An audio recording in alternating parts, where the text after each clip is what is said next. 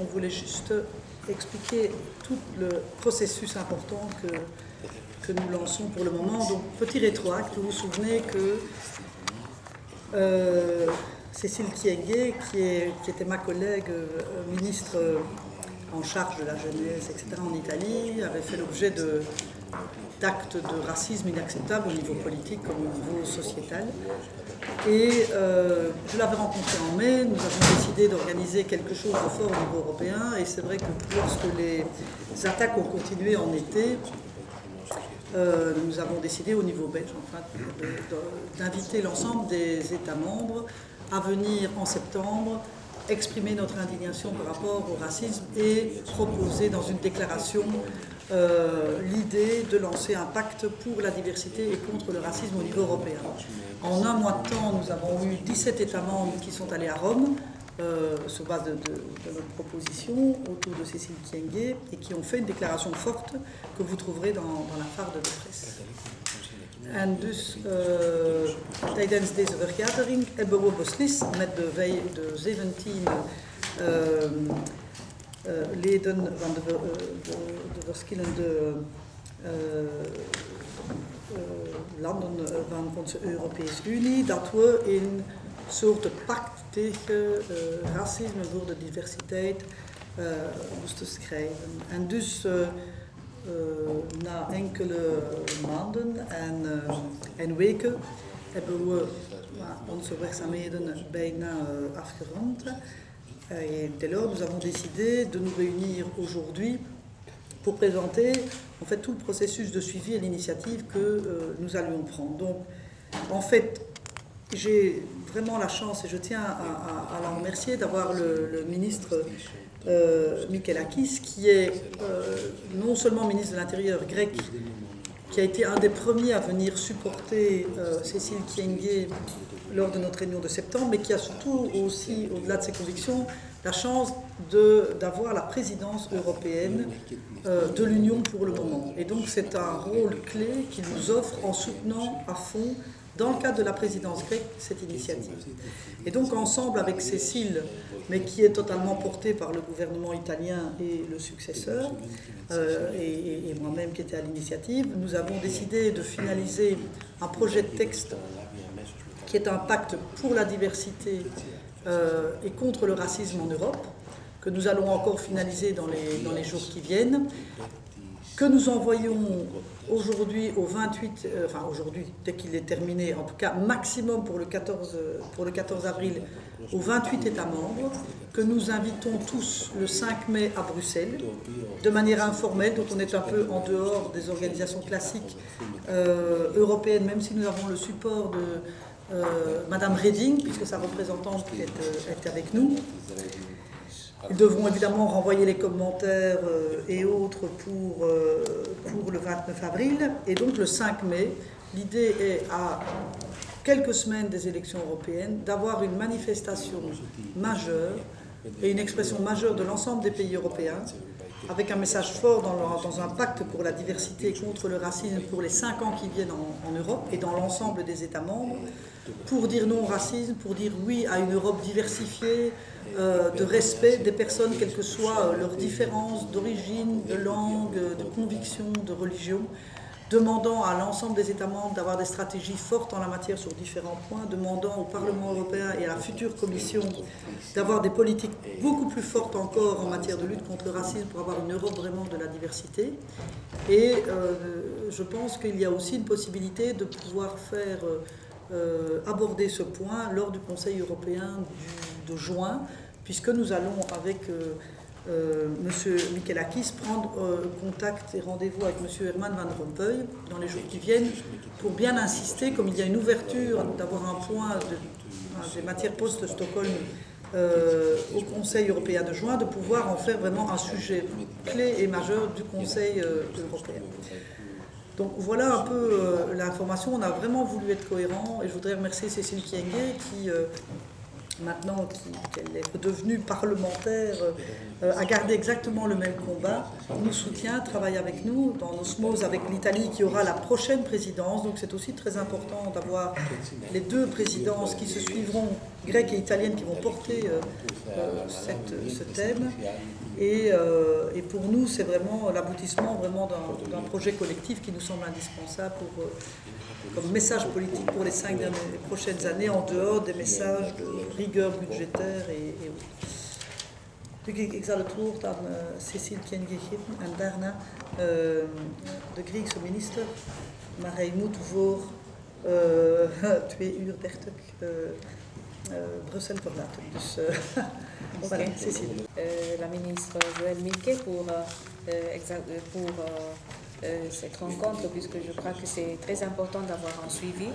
Et il faut aussi remercier la Grèce avec le ministre Mikelakis, puisque c'est sous la présidence de la Grèce que nous sommes en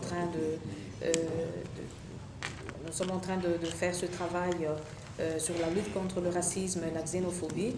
Mais je crois que c'est une rencontre qui nous permet de faire le point de vue sur le travail qu'on doit faire d'ici jusqu'à la signature du pacte et justement en intéressant les 28 pays de la communauté européenne.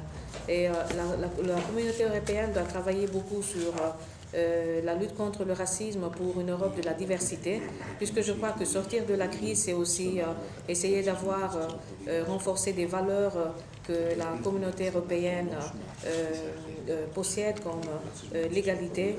Et sur ça, on doit beaucoup travailler pour essayer d'avoir une Europe économique, mais qui doit aussi être une Europe de droit.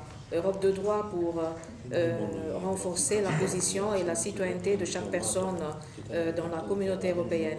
Et l'Italie est là, c'est-à-dire moi en tant que députée derrière le gouvernement, nous sommes là pour soutenir ce combat qui a commencé au mois de septembre, c'est-à-dire avec ce qui est important, c'est la prise de conscience de tous les pays qui ont participé et qui ont adhéré à la déclaration de Rome pour faire partir le processus.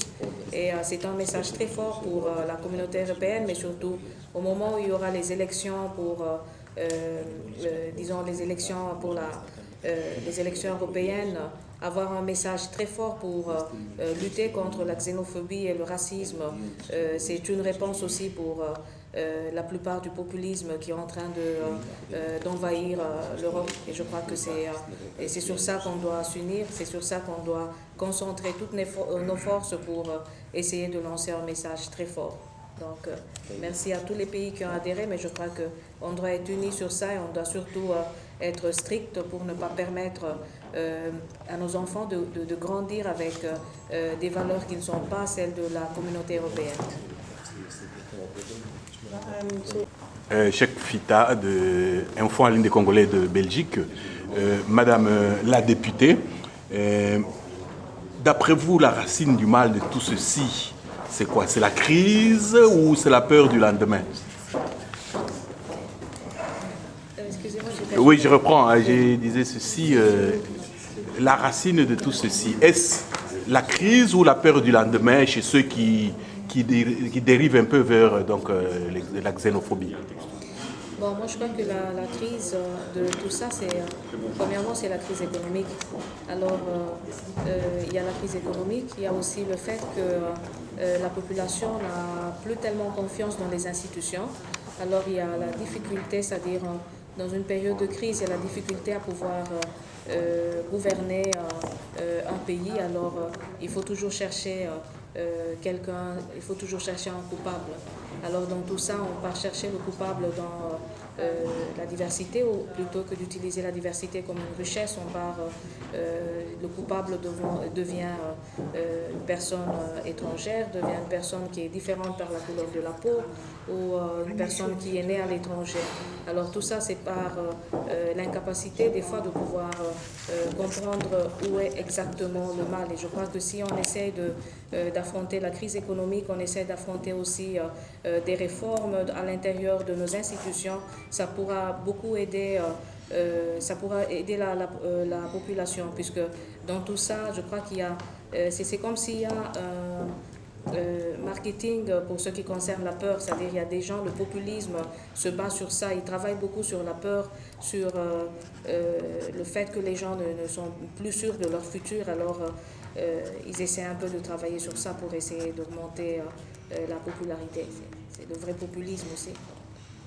Ok, merci. En fait, on a besoin d'un... Et c'est un peu tout le but de notre initiative, c'est qu'il y ait un contre-discours clair avant les élections européennes, de manière générale en termes de société, de valeurs européennes, que nous devons absolument porter avec fierté. Et pas en ayant peur des forces populistes et dès lors on n'ose pas, etc. Non, il faut oser dire que l'avenir de notre société, ce n'est pas celui-là. Ce n'est pas le repli sur soi, la peur, la haine de l'autre, l'Europe repliée sur son passé. Non, c'est l'avancée, le respect des individus, quels qu'ils soient, qui ont toute la même richesse, qui méritent tous d'être respectés, qui ont tous une place en Europe, dans le cadre évidemment de nos systèmes d'accès au territoire. Mais voilà, et c'est principalement par rapport à toute cette population qui est nationale, qui vit depuis, qui est de la 2e, 3e, 4e génération, et qui ne peut plus être renvoyée constamment à ses origines 50 ans après, dans tous nos pays. Dans tous nos pays. Une sous-question. Dès l'enfance, si on éduque l'enfant et que le cursus est normal, on se rend compte que ce phénomène est négligeable. Est-ce que vous avez essayé de voir si l'éducation de la maternelle à l'université a pu faire son travail pour qu'on retrouve de moins en moins des individus xénophobes? Je pense que l'éducation est essentielle. Moi, je vais vous donner une anecdote, qui est l'anecdote de ma fille qui est dans une classe très mixée, où il y a au moins un tiers d'enfants d'origine subsaharienne et ses meilleurs amis sont... Voilà. Et un jour, je devais absolument prendre un enfant dans un groupe où elle n'était pas là. Et elle m'avait dit, mais écoute, tu la reconnaîtras parce qu'elle a un chapeau rouge. Enfin, mais elle ne m'a pas dit, mais elle est noire.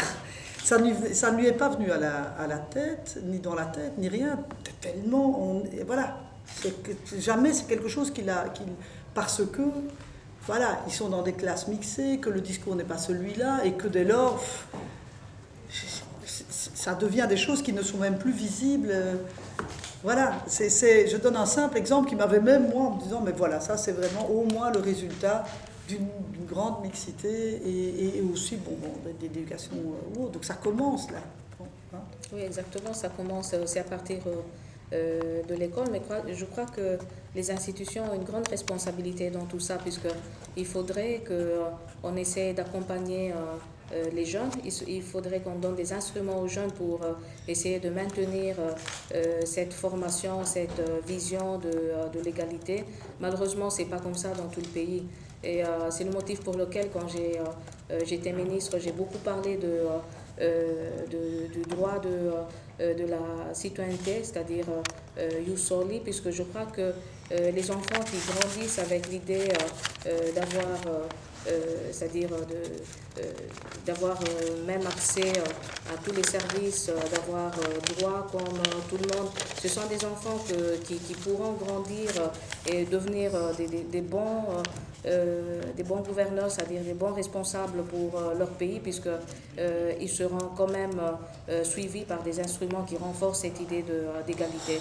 Malheureusement, il faut beaucoup travailler sur ça, puisque c'est un changement culturel, mais c'est un changement culturel sur lequel on doit beaucoup insister. Mais je crois qu'on doit commencer on doit nécessairement commencer par la nationalité, c'est-à-dire la citoyenneté. Alors par là, on doit commencer à faire comprendre à nos enfants qu'ils ont les mêmes droits.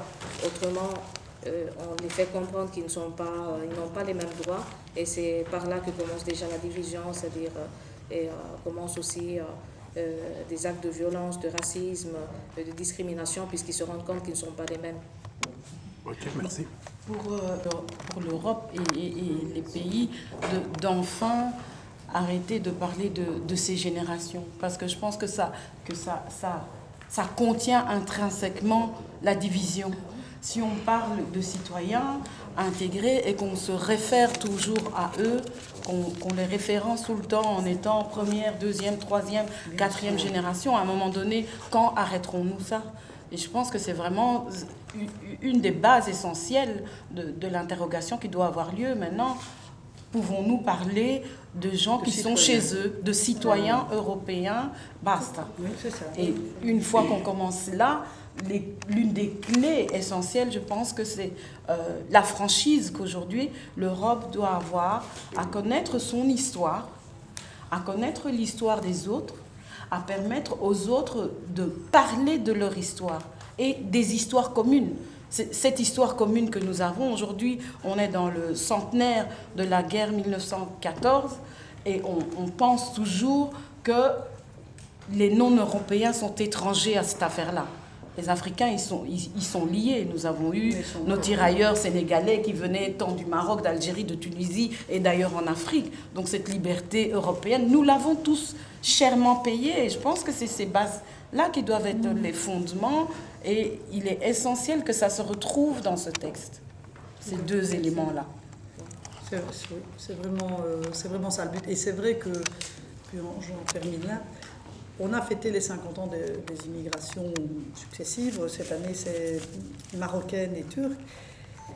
Et c'est sans doute une dernière étape nécessaire pour dire à quel point tout cela est positif, qu'il y a énormément de succès. Mais le but, c'est de ne plus en parler. Je pense, parce qu'autant c'est bien historiquement, et d'en faire une partie de notre histoire, de l'histoire belge, etc. Mais nous n'avons plus à parler des enfants encore dans la filière migratoire. Ils sont nés en Belgique, ils sont belges, et même s'il y a un nom ou un prénom ou autre, nous n'avons plus à faire cette subdivision à terme, ça je pense aussi. Et donc c'est aussi une discipline de la presse, une discipline politique, une discipline de tout le monde, de parler de citoyenneté. C'est pour ça que voilà, parce que la démocratie, la représentativité, c'est la diversité des opinions, des origines, des êtres humains. C'est ça la force des démocraties du XXIe siècle, c'est ce que Cécile incarne en politique. Et c'est en cela qu'il était inadmissible qu'elle puisse encore en 2013, 2012 recevoir comme Madame Doubira d'ailleurs, des attaques de cet ordre-là, qui sont comme la photo pour l'arrivée de Barack Obama. Dans quelle société vivons-nous? Bon, malheureusement, dans mon cas, ça continue encore, hein, c'est-à-dire... Encore maintenant? Oui, encore maintenant, c'est pas évident puisque,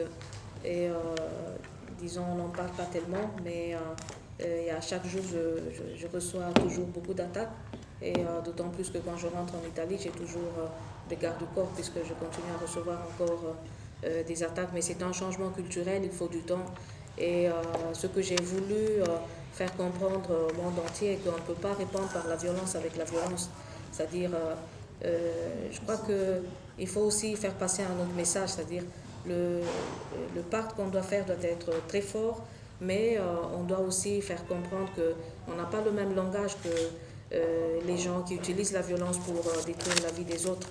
Alors j'ai voulu démontrer aussi ça quand j'étais au gouvernement, et je n'ai jamais réagi avec la violence, puisque ce qui caractérise les gens qui pratiquent le racisme, c'est le fait, le fait de pouvoir toujours reconduire à la couleur de la peau, de pouvoir reconduire à la femme qui n'a pas étudié, de pouvoir reconduire, disons, au fait qu'on a une culture qui est inférieure et tout. Et je crois qu'on ne peut plus accepter ça, puisque du moment qu'on appartient à un pays, et on est de ce pays-là. C'est pourquoi je suis d'accord avec vous, madame, puisque c'est le parcours que je suis en train de faire en Italie. Je n'ai pas pu terminer quand j'étais au gouvernement, mais je continue au niveau du Parlement, où je suis en train de faire des rencontres avec des sociologues, anthropologues, pour essayer de faire un modèle d'intégration qui passe aussi par l'histoire de notre pays, c'est-à-dire l'histoire de l'Italie, qui reconnaît le passage qu'on a fait du passage de l'histoire de l'émigration à l'histoire au passage du phénomène d'immigration que reconnaît aussi l'Italie aujourd'hui. Et ça doit aussi se vérifier à travers nos lois, ça doit se vérifier aussi à travers la culture. On doit aussi renforcer la vision de nos enfants dans les écoles.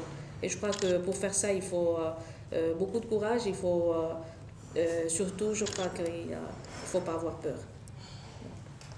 Il ne faut pas avoir peur du futur. J'avais encore une question pour vous, parce que après tout ce que vous avez vécu, toutes ces atrocités, à un moment donné, j'entends souvent dans vos discours la phrase qui revient « l'Italie n'est pas raciste ». Je me dis, quelque part dans le subconscient, avec cette lourdeur, tout ce qui a pesé sur vous, comment est-ce que vous tenez un tel discours? Oui, c'est-à-dire quand je dis que l'Italie n'est pas raciste, c'est une façon aussi de faire comprendre que, bon, nous on a eu depuis les années début 90, on a commencé à voir le phénomène d'immigration et non plus le phénomène d'émigration, puisque avant l'Italie avait un phénomène, c'est-à-dire les gens partaient dans les autres pays. Maintenant, il y a des étrangers qui arrivent en Italie. Pendant 20 ans, on n'a pas eu suffisamment des instruments au niveau du gouvernement pour accompagner la population, c'est-à-dire du point de vue culturel. On n'a pas eu des lois qui ont pu accompagner la population. On a beaucoup travaillé sur la peur, c'est-à-dire les gens qui étaient au gouvernement ont pratiqué le populisme en essayant de faire comprendre que les étrangers, la diversité, c'était plutôt une menace plutôt qu'une... c'était pas une richesse, mais c'était une menace. Alors, je ne peux pas dire que l'Italie est raciste, puisque en tant que représentant des institutions, j'ai pas donné des instruments d'éducation à la population.